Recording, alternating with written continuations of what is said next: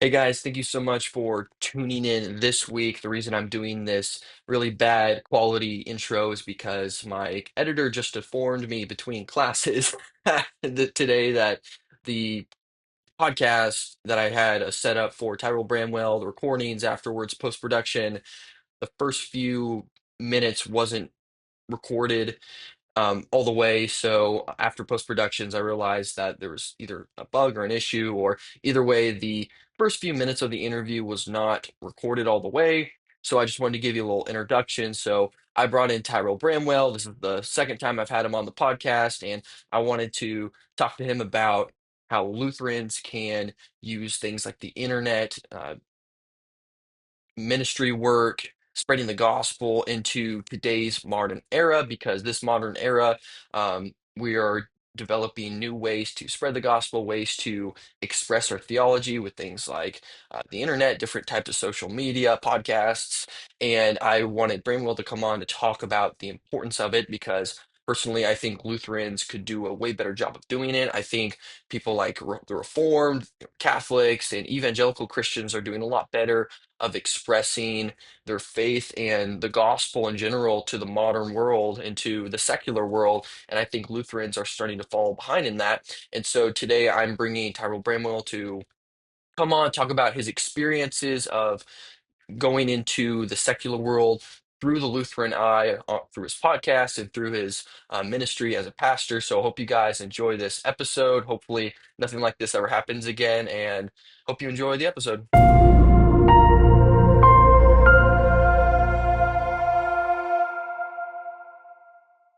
I actually think Lutheranism helps us better on the street or in live kind of personal situations that we tend to be shy about and want to stay away from because it gives us structure. I'm thinking of a situation right now where I had it with a lady on the street in front of St. Mark. She was chalking our sidewalk in front of our sign. I was home at lunch. I looked out the window. I saw her.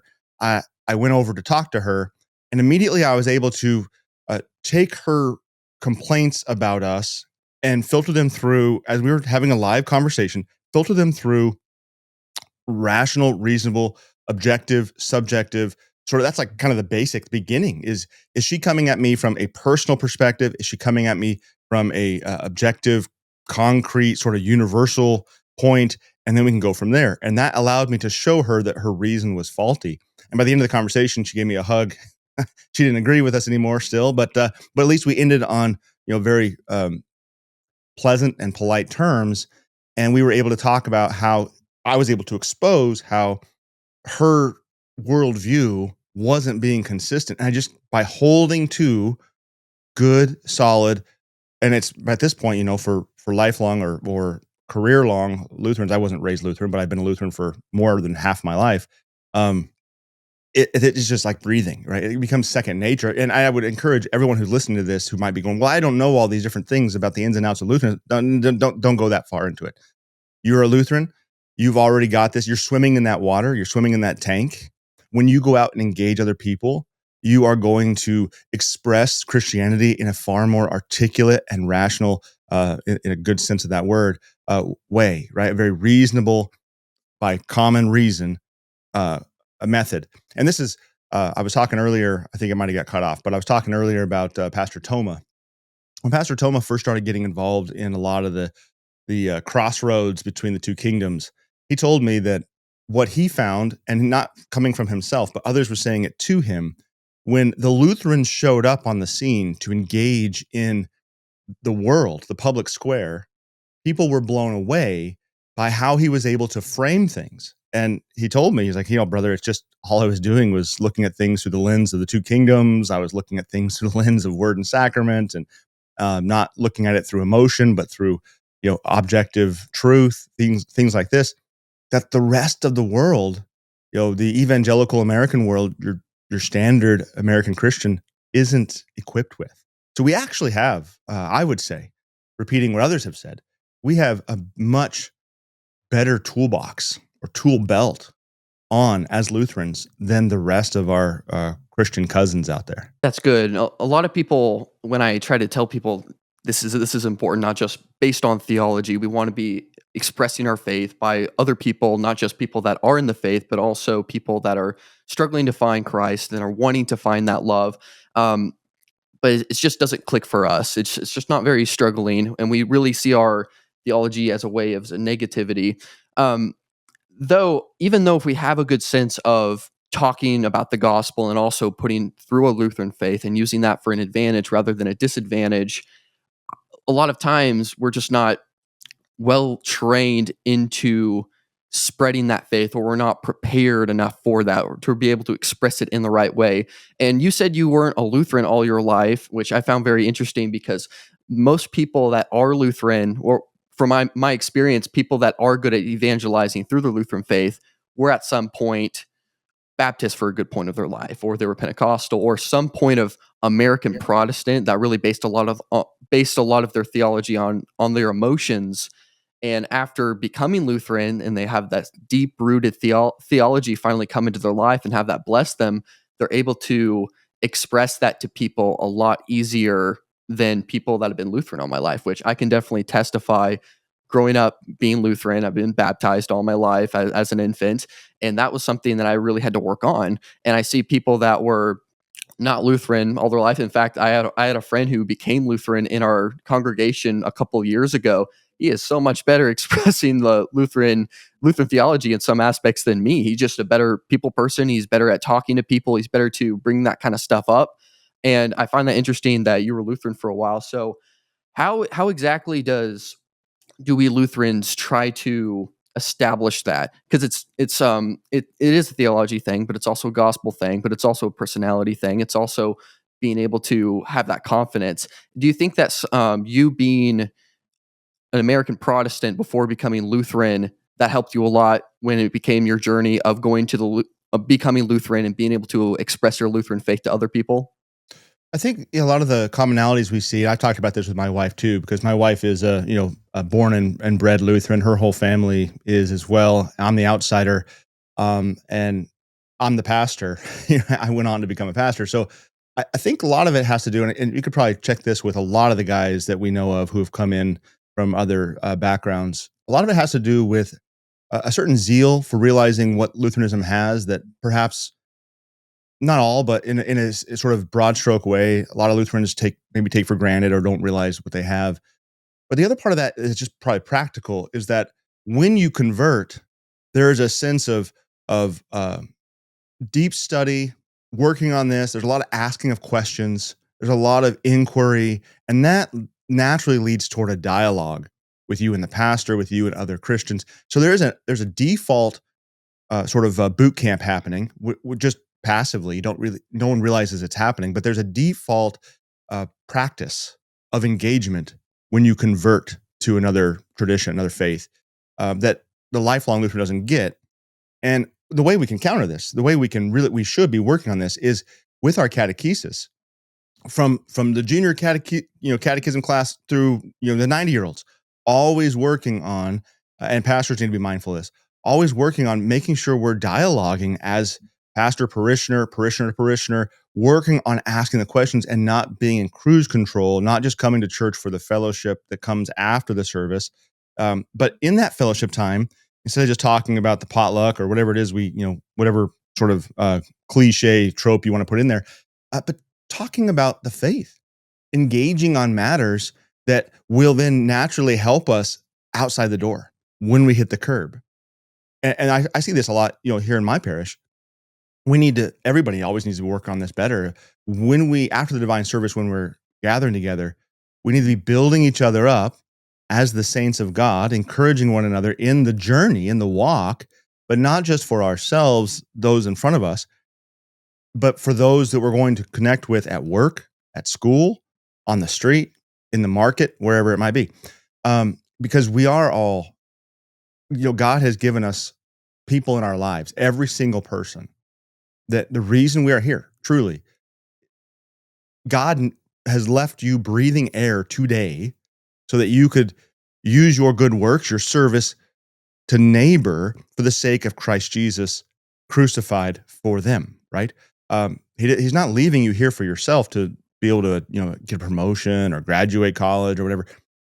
That's not why you're here. You're here as his person in the place where he has planted you to bring the gospel to people. That we need training on. Absolutely. And so for the lifelong Lutherans, we just need to be more intent on figuring out ways to continue the dialogue, the discussion. That's what the converts are getting, I think, just as I read it sort of in a broad way, that when we come in, as I said, we have a passive boot camp that we go through that better equips us, just not, like I'm saying, not intentionally, just better equips us to then be able to engage with others. Also, what comes with that is there is an expansion of worldview that makes us more comfortable, I suppose, where we're not just Lutheran and therefore we feel a sense of like, I don't know how to engage the Baptist. Right. That's something that also helps the converted Lutheran, is because there's a breakdown of the fear of what one might say, because there's a little more knowledge on the battlefield, if you want to use that language, a little more knowledge. So therefore there's a little more comfort, I suppose. But we can break that down by studying what the other Christian traditions teach, making sure that's part of our Bible study, part of our catechesis, being well equipped, well informed, and understanding that it's not this big mysterious beast out there. Everybody can know what American evangelicalism does and teaches and operates like, and then go forth, make mistakes, and keep marching. Yeah, I definitely would say a big part of the Lutherans or the common layman is we don't really see ourselves as the bearers of the cross or someone that's able to spread the gospel at times. I think we're really just focused on what's the pastor have to say, what does the deacon has to say. This is or what we do in Bible class and what we learn from that. It's we don't really have that mindset of what we could do outside of the church, which goes into my it kind of connects into my next question. Is there a difference between preaching on the pulpit and preaching online or in the public? Because when I see a lot of online influencers, a lot of online pastors, and they preach a lot outside, they preach a lot at church. Everything is really connected. A lot of a lot of their influence is mostly just online, rather at their churches, and I can see it can become a kind of a problem for people realizing how it can be good to spread the gospel through online, but it can become a problem because it can be too big, it could be too involving into the online world. I think a lot of people can focus a lot too much on what online pastors have to say about theology rather than what their own pastor at their hometown says at their own church, and I think that can be a big problem. So, what's the best way to focus on online content, especially through a pastor that's doing online content himself, but also be able to tell people there's a balance between what you learn online and focus and who you pay attention to and what you pay attention to when you go to church and you listen to your pastor preach. What's the difference there? Yeah, great question, Ray. And I used to teach when I was on cross defense. I remember I used to beat this drum a lot, that I was just supplemental information. I was supplemental content for the Christian. Go to church on Sunday. Make sure you're listening to your pastor. And I still preach that and still teach that. That is the Lord has given us incarnate beings, right? Infleshed beings to serve us. Men who are our pastors, who know our wounds, know our ails, these sorts of things, ailments. And you're not going to get any of the right kind of treatment from an online guy. I don't care if you have the best relationship with that online teacher. I would definitely recommend, if you are going to take in content online, and we all are, right? We all are living in this world, one foot in on the street in person, one foot online. That's the landscape we have to just recognize. That make sure you're vetting the information coming into your head. This goes, well before the internet. This is the mediums you take in, the media you take in, I should say, books, music, movies, whatever it is. The things that you're allowing into your brain are shaping you. That should obviously go for what influencers are influencing your thoughts. That's right there in their title, right? Influencer. The pastor should be the incarnate, infleshed. I use that word a little loosely, right? Infleshed pastor in your congregation, your parish. He should be, outside of your parents, if you're a child living at home, your primary influencer, teaching you, guiding you, shepherding you.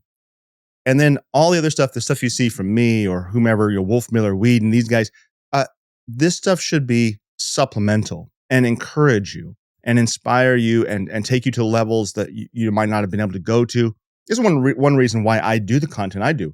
Everything I do is always, and I say this over and over again, focused on my parish here, what is going to serve St. Mark Lutheran Church in Ferndale, California, which is probably why my channel doesn't blow up, because I'm constantly tailoring the content to what my parishioners are going through or need to hear, the information they want to know more about, the rest of the world may not care about.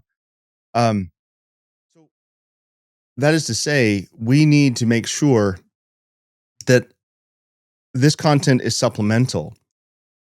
With that said, we also need to recognize I got people who drive an hour to get to church. We got people who, I hear this over and over again. I know a lady online who lives in Oregon and she drives an hour to get to her faithful church. We got people who can't get to quality confessional Lutheran churches. And this is what I was told by a lot of the listeners of Cross Defense at the time. And so I stopped kind of, excuse me, I stopped kind of telling people, turn me off, go to church, and just kind of let that empty and just let it hang, because there are some people who I don't want to drive them to a missionally minded LCMS church. I don't want to drive them to an LCMS church. I don't want them to have me turn Brian Wolfmiller off and instead tune in to some guy who thinks he's an evangelical, who's going to be wearing the LCMS brand, so to speak, but he's going to be giving them evangelical garbage. And I've seen too much of that out here in California. I'm not, case in point, I don't want people tuning Pastor William Whedon out online and instead going to the Lutheran Church of Arcata when it was still LCMS. Now it's just ELCA, because that would be awful for that person to do. So there's this weird balance that we find ourselves in this crossroad. I'd say that we do want to drive people to their churches first and foremost. If it's not a faithful church, use these resources the same way that people would use, the church postle, the sermons and things. You could think about Luther's sermons and things. They used to be in churches or in houses of the church members. And if you were too far away from a church, that father had a responsibility to be pastoring, in a very narrow sense of the term, that family. And they would read sermons to the family. They would do Sunday worship, stuff like that. So we kind of live in that same kind of setting now, because solid Lutheran churches aren't everywhere. A lot of them have fallen to the missional mind, and a lot of them have closed because of that for 40, 50 years of bad teaching, and diminished and dwindled. So I don't know. I'm kind of two minds. Take in the online content well, take it in soberly, and know your own situation. But then also on the aspect of the Lutheran going out and creating content like this, there's a danger of wanting to become an influencer when you don't have a calling for that. Because we see that YouTube is kind of the new Hollywood. And now we're like almost 10 years into this anyway, where people want to go be celebrity YouTubers. Don't be a celebrity YouTuber on something else. Like people know I like Lego. Go be a Lego YouTuber. go be a Peter McKinnon and make photos or something. If that's what you want to do, don't go be a theological YouTuber. We don't need that. We don't want that. It's not proper, and it's going to cause a lot of problems. Yeah, we're still searching for Kenneth Copeland in the Lutheran Church. I haven't really found that guy yet, but Well but said, Ray.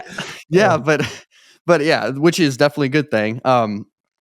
And that kind of brings up a lot of issues. What I see through a lot of Lutheran churches that you see a lot of in American Protestant churches, but I'm starting to see more and more in the LCMS, with a lot of Lutheran Christians who are in good faith. They know their catechism relatively well. They understand why they're Lutheran. They know the importance of sacramental union, being in a church, and why it's important to go to church. But they still don't go to church. They may go to church every other week.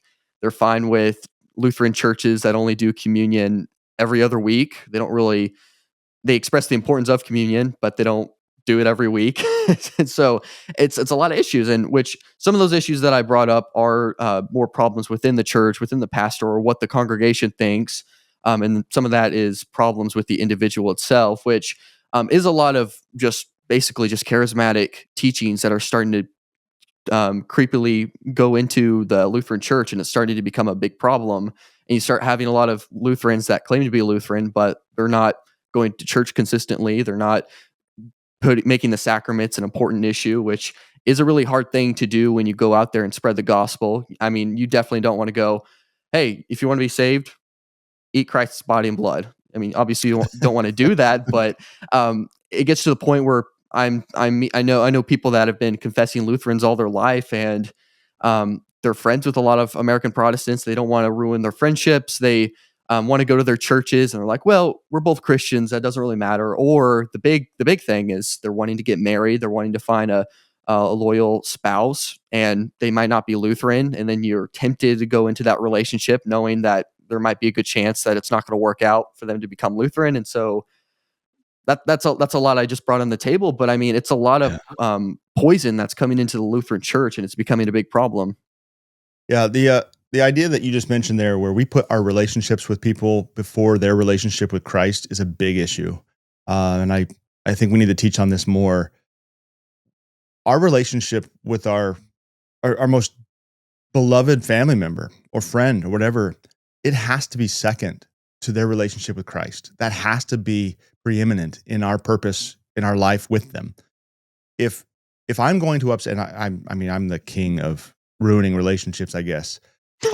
I always thought I was a nice guy, and now we have a running joke in my family that I'm just a jerk. Don't tell anybody I'm nice; you'll ruin my reputation, because everyone just thinks I'm this horrible person, whether they're on the left or the right, or in my family, or on the street, because it's about Christ. By being a pastor, I just show up to Thanksgiving dinner and I've ruined the meal, because not everybody is on the same page, not even within the Lutheran Church, because of things like you've mentioned, the Lutheran Church being watered down by all these different things. What we need to remember, every Christian needs to remember, is we want our loved ones in heaven. We want them to be with Christ forever. If my sibling, and this is hypothetical, my siblings don't hate me, but if they hate me yet, if they hate me because I told them something truthful about Scripture, about Jesus, for their well-being, so be it. Hate me, but don't hate Jesus, and don't let the devil work in your heart to draw you away from Jesus into this lukewarm, bath that will be spit out of Christ's mouth. So yeah, you're absolutely right, and that would solve a lot of our problems if we can truly understand. And I preach this all the time because I have these sweet Lutheran ladies in church, and they nod their heads and they get it. They intellectually they understand it, but then they're the matriarchs, their grandmas and their families, and to upset their grandchild who's trans or something is like it's a horror to them. They don't want to lose little Jimmy or Jimette or whatever. But that puts that relationship first. It becomes an idol. It does. And I can speak from firsthand experience with. I have a problem with idolizing my wife. I've had situations where I know I have put Mrs. B as an idol before Christ, because I have felt a fear of her dying or something, and I know my reaction to that was not a Christian proper reaction. It was beyond that. It was idolatry. As one example. And we do this with our children. We do this with our grandchildren. We do this with everybody. We do this with the cashier at Walmart. We don't want to tick off that person, and so we bite our tongue. Just say the things. I know it sounds really crude or really just simplistic, but just say the thing. Just say the truth. And that's why we named the show after Luther's quote about peace if possible, truth at all costs. The podcast of mine. It was my son who brought that up, because it's just truth at all costs. What do we mean by that? Well, we watched the Reformation movie, the Luther movie, We watched the Luther movie for Reformation Day, and it's my son and his fiance's tradition now. And we were watching it, and I focused in on this. My mind caught the part where he's at the Diet of Worms, where he makes his great speech. But as he gets there, before he gets there, Frederick the Wise is getting safe passage or something for him, and he ends up talking to him about the truth, and he says, with no compromises, that sweet old man, with no compromises. And Luther says, none, no, none. It's the truth. how many times do we daily compromise the truth to protect familial or filio or whatever kind of relationships we're talking about? You nailed it, Ray. That's a big problem that we need to reform. Speaking of Reformation Day. Yeah, absolutely. For Reformation Day, I usually watch the PBS documentary of Luther. I enjoy that more than the movie. The Oh, movie's all right, but yeah, yeah, um, good, but good. in my favorite part in that entire documentary is when it talks about. I mean, it goes through Luther's life. It does a great job. President Harrison's also in it. Cool. Our Pope. He does a couple of interviews inside it. But my favorite, my favorite part in that entire documentary is when it talks about when Luther goes to compromise the Org Zwingli, and they're talking about how they're going to start this Reformation, they're going to have everything set up, everyone's going to be on the same page, and then it comes to the point of Christ's presence in the Lord's Supper, and that's where Luther puts his foot down, and I think that really shows a big importance of, or shows what Luther was all about. He was all about bringing people together to Christ, bringing the truth at all costs, but when it came to trying to make everyone happy or trying to put aside some things that may not matter to your logical mind or human mind, it's Christ's words that must come first. It's always Christ's words that must come first, and everyone else must come last, which can seem as a crude or greedy. Sometimes when you make those kind of decisions, you can say, well, why aren't you making everyone happy? It's important. We need to be expressing the Lutheran faith. This is why Luther also, at that documentary, it really goes into detail why he didn't want his followers to be called Lutherans. He wanted to be called evangelicals or just plain old Christians, because he didn't want his name to be the name of the church. But it was a way to express why we believe in these things. We're not Reformed or Deformed. We're not That's right. Catholics. We're not American Protestants. We're Lutherans. We are wanting to spread the gospel with the sacrament, sacramental union. These things are important. And a lot of churches they're still into the Lutheran faith, but obviously they have a lot of problems with a lot of American ways of spreading the gospel, which especially if it gets into theology, it can be a bad thing. But a lot of stuff what you're doing, you're not being afraid to go online, being able to go on debates, talk to people in person, or just talk to people individually off camera, which I think is fantastic. We need more of that through the Lutheran Church.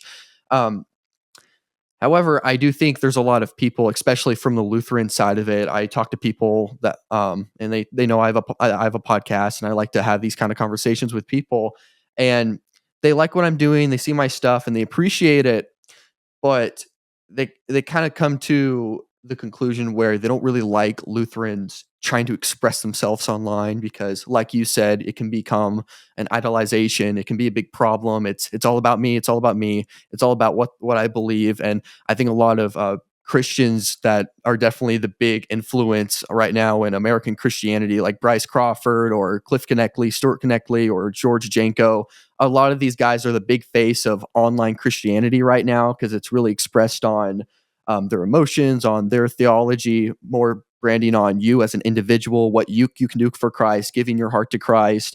And even though there's plenty of Lutherans that don't do that online, it can be perceived as a negative way that we shouldn't be moving online. We shouldn't be pushing all of this, which I completely disagree, because if we don't do that, we're going to lose people. If we're not expressing online content at some extent, Lutheranism is going to have a tough time in the next few years. But what are your thoughts on that? Yeah, well, online is the new press, right? What we're doing, and it's Mhm. not new anymore. We use that language very, like it is the new media, but it's been around for a while. So yes, we need to be here. It's here to stay. We need to be online. We need to be, like Luther, publishing books. Well, think of YouTube, think of social media posts and all of our content online as that. All of Luther's books when he was publishing, they weren't all these great long treatises. Most of them are short. Most of them are very small, and they were published. We would call them tracts, right? Or a sermon would be published. That's our YouTube. Sometimes it's long form, hour long stuff. Sometimes it's a 15-minute video. Sometimes it's a 3-minute thing. Maybe it's a short. But this is where people live. And I actually came to this in a very natural, honest way. When I was all about the online presence, in 20 well I did my first YouTube videos. They were actually, here's a little fun factoid. My first YouTube videos were doing animation drawings with a character named Johnny Scribble back when the first iPad came out with my kids. So I've been on YouTube for a long time. But my first theological video on my first channel was my very first year of being a pastor. Like right out the gate, I was online. So I've always been interested in being online and knowing that that's kind of the generation I grew up in as a, uh, you know, I guess I thought I was the original millennials. I graduated in 99, right at the end of the millennium, the beginning of the new one. But I don't know where I fit on the generational metrics anymore. But I abandoned all that when I went to I was out here in Ferndale 2017, went to serve as a recruiter for Fort Wayne, CTSFW 2020, and I was on cross defense. I was doing all this stuff, and I was using all the online tools, and I got burned on it. I just got so tired of the hustle and trying to get the Missouri Synod uh, bureaucrats and structural, the true influencers in the synod, the ones holding the keys, to see the importance of this. That when I was called back here to St. Mark, I nuked everything. I nuked my long-standing Facebook page. I quit making videos for over a year. I didn't publish anything on YouTube, Instagram. And I totally restarted the Instagram feed, got rid of all my photography stuff because that's what was going on there at that time. And it just sat dormant for over a year. And it was because of what we were doing here at St. Mark in real life and seeing it as a tool to serve real human beings that I slowly was pulled back into the pool of online. So now I see it in a very organic and natural way, as this is where people live. If I want to be, and we brought in so many new people to the faith here locally. When I got the call, I've talked about this before. I kind of get a little weary about talking about it because I don't want it to come across as bragging. All this is Christ's work. But when I got the call to come back here from the fort, there was something like 8 to 10 people in the church. That was it. And they had enough money to survive for a while. And I knew that because I had been here before. So it wasn't in my mind, a big, scary thing to come back. But that was April 2021. By June of 2021, we had a protest in front of the church, and I haven't stopped teaching catechism classes since. And this is because we started using online tools. People started learning about us. People started knowing about us, both in print, online, word of mouth, whatever.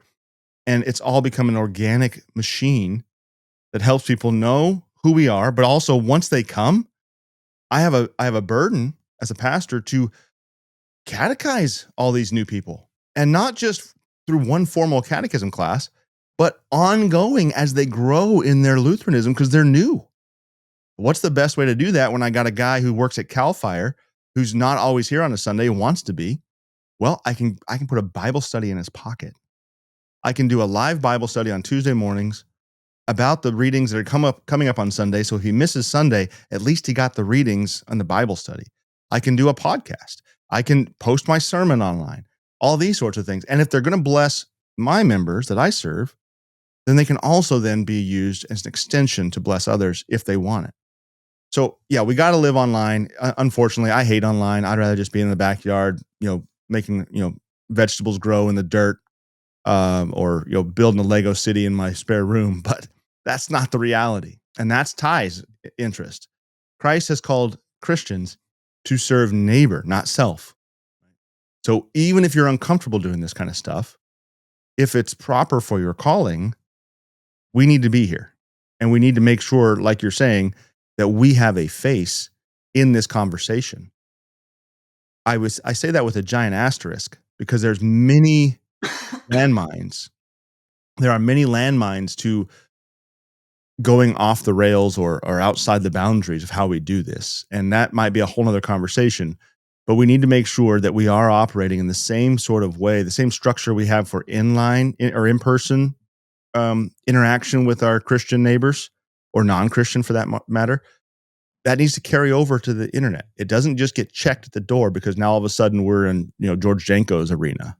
No, we still have to behave as if that guy was a Christian pastor down the street or something, you know. Yeah, and just to kind of piggyback on what you were saying, I really like to hear your thoughts about this, especially from the LCMS and our leaders over there. It doesn't seem like we're kind of in the mindset that it is important to somewhat be into the online battles of expressing our theology, expressing our Lutheran faith. A few months, well, I think this was actually last year, the LCMS shut down their X account. And I don't know if it was for political issues or if they were just tired using it. They still said that they were going to use their Instagram and Facebook page. So I found that a little bit odd.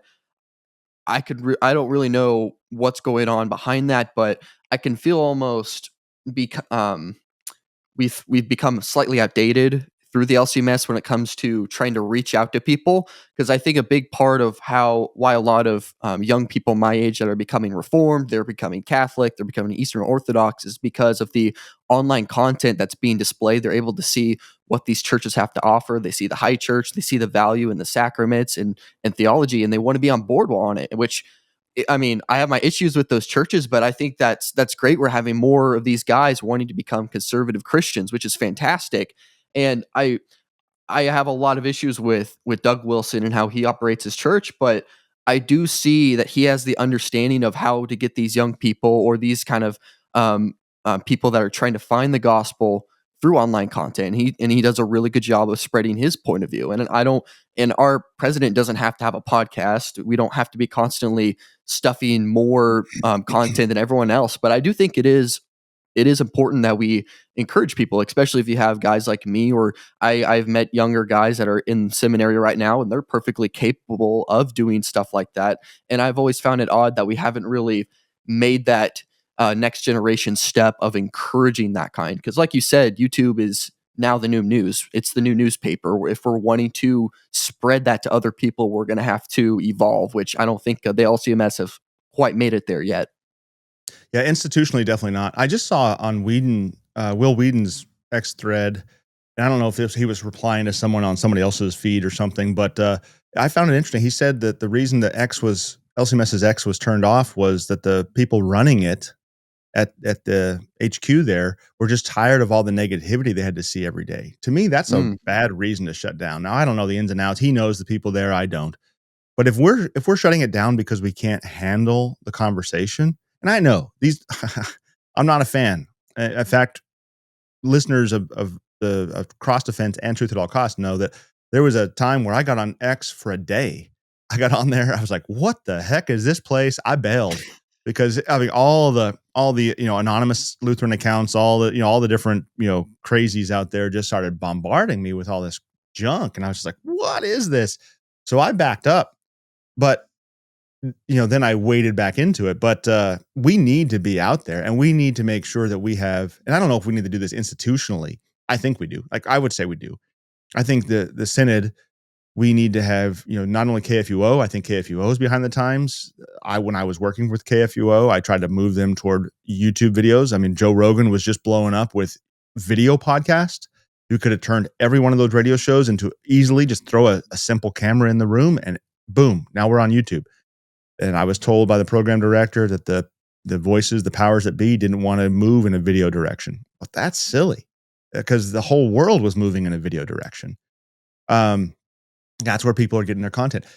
But yeah, we need to be on these platforms, especially the big ones. But I think we need to encourage, like you said, your classmates, guys, to be prepared as they go out and as they're equipped and have the right callings, whatever that calling may be, and to whatever degree it may be that they're able to make sure they're living online in that proper way. Now, don't live your whole life there, but um, if you end up in well, pastor's an easy one. If you end up being a pastor, make sure you understand the new landscape.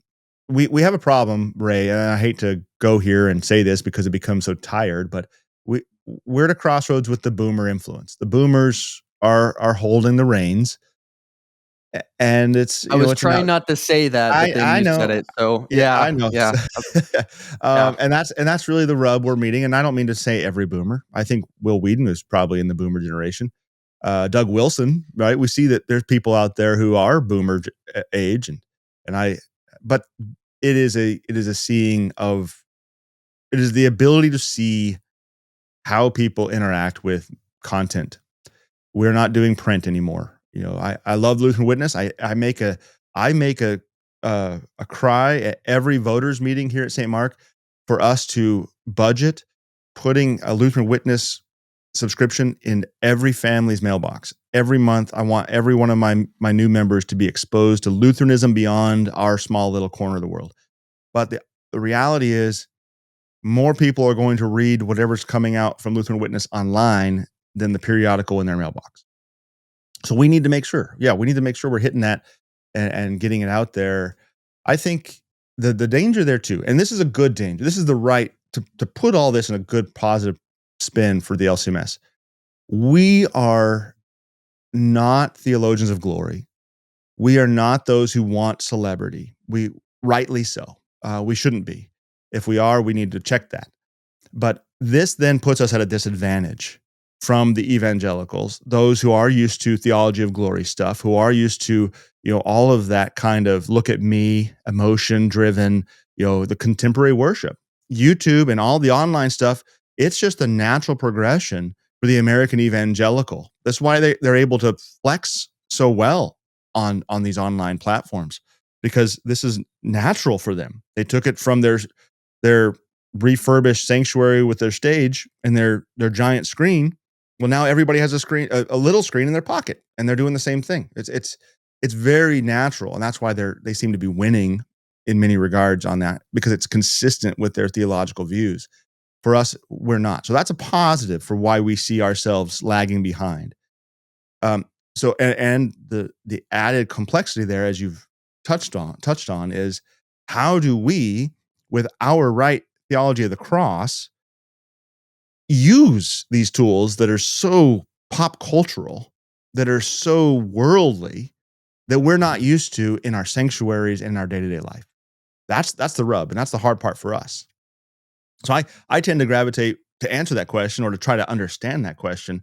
I tend to look a lot more at the Catholic influencers, the Roman Catholics, because they're kind of in that same situation. And we see they're doing it well. They're doing it very well. And we can too. You're aware of the On the Line podcast with Brian Stecker and Adam Kuntz, and Very kind of much so. Yeah. Great what they're stuff. all. Have they ever contacted you? Yeah. I've been in touch with both those guys. Oh, awesome. Are you Yeah. planning on doing a collab with them soon, or are they going to Uh, have you on the podcast? Nothing's on the books. But we've had some conversations just in general about methodology. All of us looking at how others are doing well and trying to intentionally do that for the Lutherans. Yeah, Brian talked about maybe having me out, but nothing's been finalized or formalized, and stuff like that. But those guys and Dr. Kuntz, I mean, I'd go to the gates of hell with Dr. Kuntz. That guy's amazing, and anything they're doing, it's great stuff.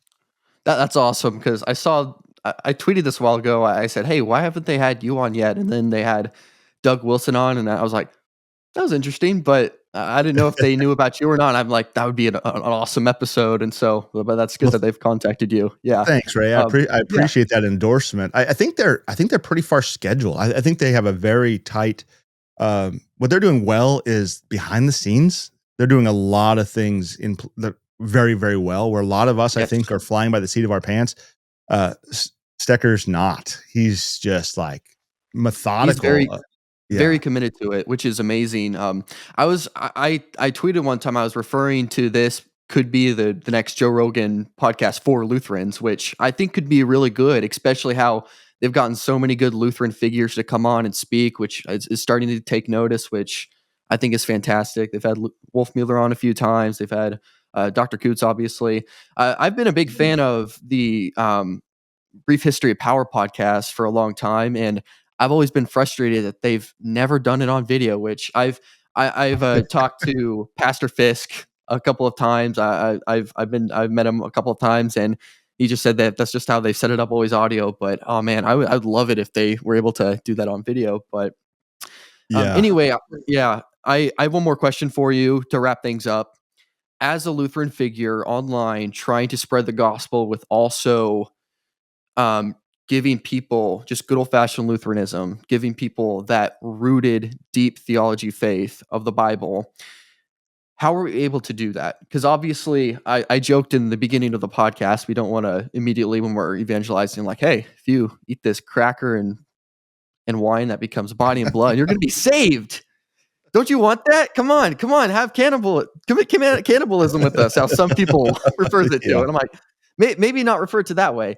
And how do we do that? Is there a balance to it? Do we kind of, it almost sounds like we're trying to get people thinking that we're normal. Then once we get them to church, we show them all these wacky theology, doctrine beliefs, and everyone's like, "Whoa, oh man, what's going on here? Why is everyone doing this? Why is this pastor saying my sins are forgiven? This is crazy." And but and obviously we went through this podcast talking how these things are important, but how are we able to balance that? Or if there is a balance, or if do we just need to be brutally honest with what we believe, saying that if you're a sinner, Christ has given you this forgiveness through your faith, through your baptism. How are we able to help people like that with also expressing our Lutheran faith? Yeah, I think we need to lean into our weirdness for sure. Don't be afraid just to be weird. I don't know. I never used to think Lutherans were weird. And I keep hearing more and more about this, that we're just kind of a bizarre bunch. And maybe we are, or maybe I'm weird with us. And that's why I don't recognize it. But no, we need, yeah. Obviously don't start talking about being a cannibal, because we're not. But I would say lean into the means of grace. This is a big tool for us. The means of grace, literally, this is the thing you're touching on, is a huge tool to help bring people into the church, because we can talk to people about how, okay, yes, Jesus won your salvation on the cross. How does he give that to you? How do you get that in 2025, living in Minnesota, Wisconsin, California, wherever you're at? How do you get that? Christ he instituted a pipeline that he has established and maintained for all these years to bring you into that cross in a tangible word and sacrament way, in a way that is both spiritual but also physical, because he cares for your whole being. We need to lean into the things that people, and we know what they need because we need it ourselves. What you know you need as a sinner, the things that you care about, and those are going to be earthly concerns and eternal concerns.